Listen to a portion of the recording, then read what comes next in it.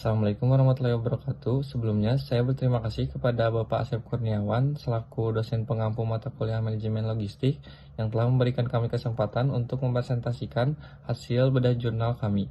Perkenalkan, nama saya Akmal Maulana Putra Stanto dengan NIM 209, beserta rekan-rekan saya ada Aisyah dengan NIM 199, Alda dengan NIM 200, Syahra Adistia dengan NIM 201, Graciela dengan NIM 202, Natasyari dengan NIM 203, Bintang dengan NIM 204, Elsa dengan NIM 205, Vena dengan NIM 208, dan Repi dengan NIM 210. Untuk selanjutnya akan dibacakan oleh rekan saya Bintang. Baik, untuk selanjutnya ada pengertian dari forecasting. Forecasting adalah teknik membuat prediksi tentang peristiwa atau hasil di masa depan berdasarkan data yang ada. Menurut Handoko 1999, peramalan adalah suatu usaha untuk meramalkan keadaan di masa mendatang melalui pengujian keadaan di masa lalu. Sedangkan menurut Render dan Heiser tahun 2007 mendefinisikan peramalan adalah seni dan ilmu memprediksi peristiwa-peristiwa masa depan.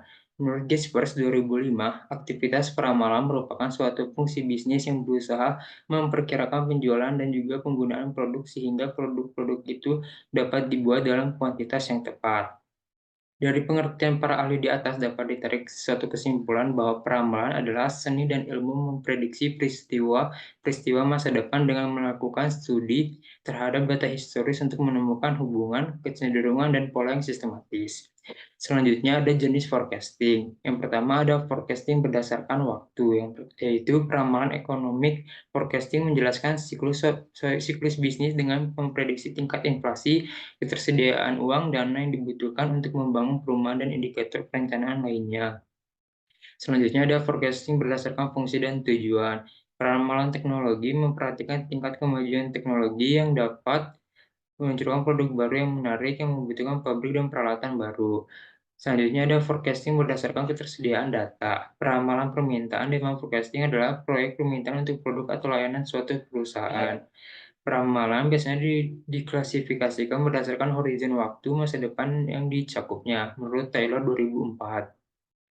Dalam hubungannya dengan horizon waktu peramalan terbagi atas beberapa kategori, yaitu yang pertama peramalan jangka panjang di mana 2-10 tahun yang akan datang, peramalan jangka menengah itu 1-24 bulan yang akan datang, dan peramalan jangka pendek itu umumnya dilakukan 1-5 minggu ke depan.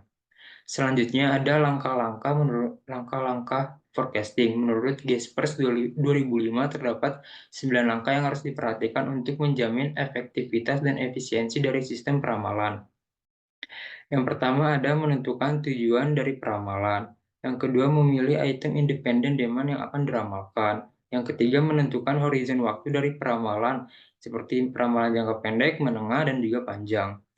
Yang keempat, memilih model-model peramalan. Yang kelima, memperoleh data yang dibutuhkan untuk melakukan peramalan. Yang keenam, validasi model peramalan. Yang ketujuh, membuat peramalan. Yang kedelapan, implementasi hasil-hasil peramalan. Dan yang terakhir, 9, memantau keandalan hasil peramalan. Selanjutnya ada pengertian demand forecasting. Demand forecasting merupakan suatu proses yang memungkinkan kamu dapat memperkirakan permintaan pasar di masa mendatang. Caranya yaitu dengan menganalisis data historis dan aktivitas penjualan. Faktor-faktor yang mempengaruhi demand forecasting, yang pertama ada sifat produk, yang kedua tingkat persaingan, yang ketiga data historis. Kemudian ada metode yang digunakan untuk demand forecasting. Yang pertama metode kualitatif, yang kedua metode kuantitatif. Selanjutnya ada fenomena atau studi kasus. Farmasilog bertindak sebagai pedagang grosir dan menjadi bagian dari rantai pasokan produk farmasi yang menyediakan hubungan antara perusahaan manufaktur di UA dan CIS di Asia Tengah. Distributor afiliasi Farmasidis berlokasi pada pasar negara berkembang dan hanya menjual kembali produk dalam pasar. Farmasidis memiliki akses langsung ke catatan data pasar dan penjualan. Farmasilog memiliki akses ke data yang disediakan oleh produsen. Farmasidis merupakan perusahaan rintisan dan menghadapi tantangan yang semakin besar dalam permintaan peramalan, sehingga dapat kekurangan kumpulan data historis karena beroperasi dalam periode kurang dari 1 tahun dan dengan kondisi pada fase berkembang. Dan populasi. Penulis mengambil populasi dari distribusi industri farmasi di Asia Tengah dengan farmasilog dan farmasidi sebagai sampel. Saat ini, pesanan pembelian dihasilkan berdasarkan permintaan produk yang diproyeksikan oleh distributor regional berdasarkan data penjualan dan stok tersedia di platform distributor. Baiklah, saya akan menjelaskan mengenai kerangka pemikiran yang ada di dalam jurnal tersebut, di mana terjadi sebuah fenomena, sebuah industri farmasi yang ingin melakukan demand forecasting penjualan dengan melakukan eksperimen menggunakan 3 metode, di mana metode tersebut yang pertama adalah simple moving average, yang kedua analisis korelasi dan regresi linear, dan yang terakhir regresi simbolik. Di mana untuk eksperimen yang pertama menghasilkan perkiraan penjualan yang tidak konsisten dan juga tidak akurat. Yang kedua itu metode analisis korelasi dan juga regresi linear menunjukkan hasil yang lebih baik daripada metode yang pertama, akan tetapi perusahaan belum mempunyai kemampuan untuk memprediksi puncak penjualannya secara akurat. Dan yang terakhir itu regresi simbolik menunjukkan hasil bahwa kesalahan absolut dan deviasi absolutnya rata-rata terendah di antara seluruh eksperimen yang telah dilakukan. Maka dari itu, untuk regresi simbolik ini dipilih sebagai metode yang paling tepat dan juga efektif dalam penelitian ini. Selanjutnya akan dijelaskan oleh teman saya. Analisis perbandingan. Yang pertama yaitu persamaan antara jurnal utama dengan jurnal pembanding. Jurnal yang berjudul Demand Forecasting for the Indian Pharmaceutical Retail memiliki persamaan dengan jurnal utama, yaitu memiliki sampel yang sama, produk dari penjualan apotek yang nantinya dihitung apakah penjualannya naik atau menurun. Persamaan yang kedua yaitu memiliki tujuan yang sama, yaitu untuk meramalkan permintaan atau menurun suatu produk di farmasi. Selanjutnya yaitu perbedaan antara jurnal utama dengan jurnal pembanding. Perbedaan yang pertama yaitu penggunaan metode yang berbeda. Jurnal utama, Demand Forecasting Farmasi, memakai metode rata-rata bergerak sederhana, regresi linear berganda, dan regresi simbolik dengan pemrograman genetik. Sedangkan jurnal pembanding untuk farmasi India menggunakan metode Simple Moving Average, di mana jawabannya dicari menggunakan kuantitatif kooperatif, yaitu menggunakan alat bantu Excel. Yang perbedaan yang kedua yaitu hasil dari jurnal utama membuktikan bahwa regresi simbolik menjadi metode yang paling tepat dalam penelitian. Sedangkan jurnal pembanding menunjukkan bahwa Winters Exponential Smoothing adalah model perkiraan yang unggul untuk memprediksi penjualan obat-obatan yang permintaannya meningkat.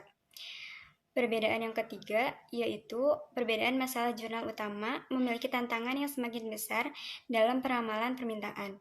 Sedangkan jurnal perbandingan antara kesenjangan dalam persediaan obat-obatan, hal inilah menunjukkan bahwa apotek tidak menggunakan model perkiraan permintaan. Selanjutnya itu perbedaan antara jurnal utama dengan jurnal yang kedua. Jurnal yang berjudul Hospital Energy Demand Forecasting for Periodization During Periods of Constrained Supply memiliki persamaan dengan jurnal utama, yaitu menggunakan metode canggih dalam melakukan forecasting. Selanjutnya itu perbedaan antara jurnal utama dengan jurnal yang kedua yaitu penggunaan metode pengembangan model energi rumah sakit berbasis aktivitas klinis dan non-klinis.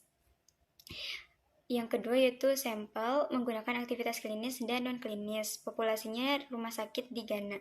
Yang ketiga yaitu jurnal ini mengintegrasikan konsep revolusi industri 4.0 dalam pengembangan model energi rumah sakit. Hal ini memungkinkan penerapan teknologi canggih seperti Internet of Things dan analisis data real-time untuk memantau dan mengelola konsumsi energi rumah sakit secara efisien. Selanjutnya yaitu menekankan pentingnya memprioritaskan aktivitas rumah sakit berdasarkan tingkat kepentingan untuk kelangsungan operasional selama periode pasokan energi terbatas. Hal ini memberikan panduan yang jelas bagi manajemen rumah sakit dalam mengambil keputusan yang tepat terkait penggunaan energi selama kondisi darurat. Jurnal yang berjudul Electricity Forecasting of Building in Istanbul memiliki persamaan dengan jurnal utama, yaitu menggunakan metode regresi linier dan memakai contoh kasus data yang nyata. Dan juga memiliki perbedaan, jurnal ini tidak memiliki akses data yang disediakan oleh produsen data penjualan historis, ketersediaan produk, dan menggunakan desain gedung baru pada pengembangan rumah sakit dan penggunaan energi listrik. Jurnal A Hybrid Demand Forecasting Model for Greater Forecasting Accurate the Case of the Pharmaceutical Industry memiliki persamaan, yaitu memakai metode yang canggih dan metode yang paling akurat untuk peramalan permintaan pada industri farmasi. Memiliki perbedaan juga, yaitu jurnal ini menggunakan metode ARIMA, Holtis, Winter, ATS, dan TESA. Dan juga memiliki perbedaan, jurnal ini memakai sampel industri pertanian, tekstil, otomotif, populasi, 10% responden yang bergabung dalam industri farmasi, demand forecasting 4,22 dan 5. Yang kelima, ada jurnal Pharmacy Planning Analysis based on ABC Critical Index Method in Pharmacy Unit at COW Regis Public Hospital memiliki persamaan dengan jurnal pertama, yaitu Demand Forecasting pada industri farmasi, dan memiliki perbedaan. Yang pertama, menggunakan pendekatan kuantitatif. Yang kedua, sampel obat-obatan di RSUD itu 1176 jenis, populasinya informan jajaran manajemen RSUD. Dan yang keenam berjudul Demand Forecasting in Pharmaceutical Industry using Artificial Intelligence Neurophagy of Cross, yang memiliki persamaan dengan jurnal pertama, Demand Forecasting pada industri farmasi. Yang kedua, menggunakan metode canggih. Dan yang ketiga, kurangnya data histori yang lengkap dan volatilitas pasar.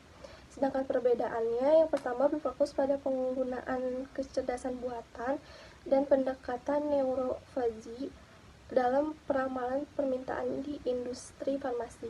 Yang kedua, menggunakan data penjualan pasar dari distributor sebagai basis peramalan permintaan.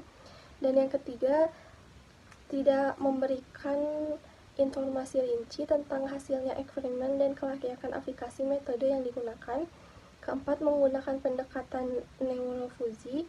Yang kelima, mencatat tantangan dalam peramalan permintaan di industri farmasi, seperti kompleksitas struktur permintaan dan faktor eksternal yang mempengaruhi peramalan. 7 yang berjudul Forecasting of Paracetamol Demand in UMMC Pharmacy memiliki persamaan dengan jurnal utama, yaitu menggunakan persamaan regresi linear dan demand forecasting pada industri farmasi, dan memiliki perbedaan, yaitu yang bertujuan untuk mengembangkan model yang memungkinkan lebih banyak sinkronisasi antara sistem inventaris dan pengumpulan operasinya dengan fokus pada meminimalkan biaya operasional, menyediakan layanan yang ramping, dan mengurangi pemborosan sumber daya.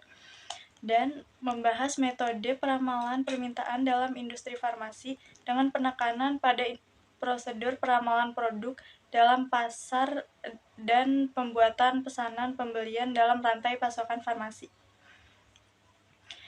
Dan jurnal 8 yang berjudul Peramalan Penjualan Obat Generik melalui Time Series Forecasting Model pada perusahaan farmasi di Tangerang, yaitu memiliki persamaan demand forecasting pada industri farmasi.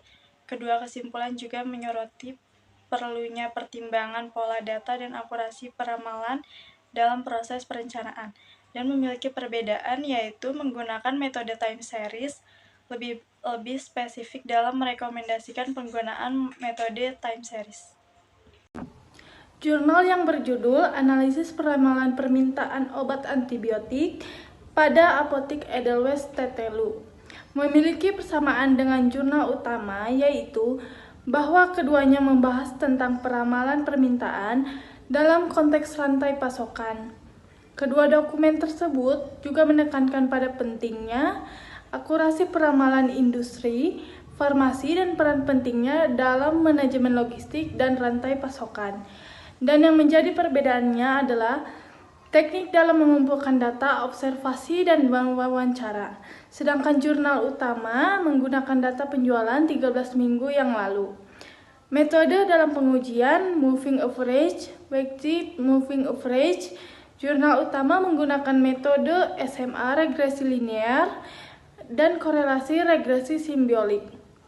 Dan jurnal yang kedua berjudul Algoritma Cerdas untuk Perkiraan Permintaan Produk Akhir di Unit Farmasi. Yang menjadi persamaannya yaitu jurnal ini mempunyai kesamaan, yaitu menentukan peramalan permintaan yang akurat dalam industri farmasi. Dan yang menjadi perbedaannya adalah terdapat perbedaan dengan jurnal utama, yaitu perbedaan dalam metode penelitian. Menggunakan jurnal utama menggunakan metode rata-rata, bergerak sederhana, regresi linear berganda, dan regresi simbiolik. Sedangkan pada jurnal ini menggunakan metode jaringan saraf MLP, jaringan RBF, dan jaringan saraf polinomial untuk penelitian. Kesimpulan yang dapat kita ambil yaitu farmasi menghadapi tantangan yang semakin besar dalam peramalan permintaan seiring dengan berkembangnya kondisi pasar di negara-negara berkembang. Hasil analisis eksperimen dari skenario peramalan tersebut menunjukkan bahwasanya model peramalan berbasis regresi simbolik lebih akurat. Adapun beberapa persamaan jurnal pembanding yaitu berfokus untuk menentukan peramalan dan permintaan suatu produk farmasi. Sebaliknya, terdapat beberapa perbedaan seperti fenomena penelitian, sampel, populasi, dan metodologi penelitian. Intinya semua jurnal tersebut menekankan pentingnya peramalan permintaan untuk meningkatkan efisiensi rantai pasokan dalam industri farmasi. Mungkin sekian yang dapat kelompok kami sampaikan. Mohon maaf bila ada salah kata. Wabillahi taufiq wal hidayah. Wassalamualaikum warahmatullahi wabarakatuh.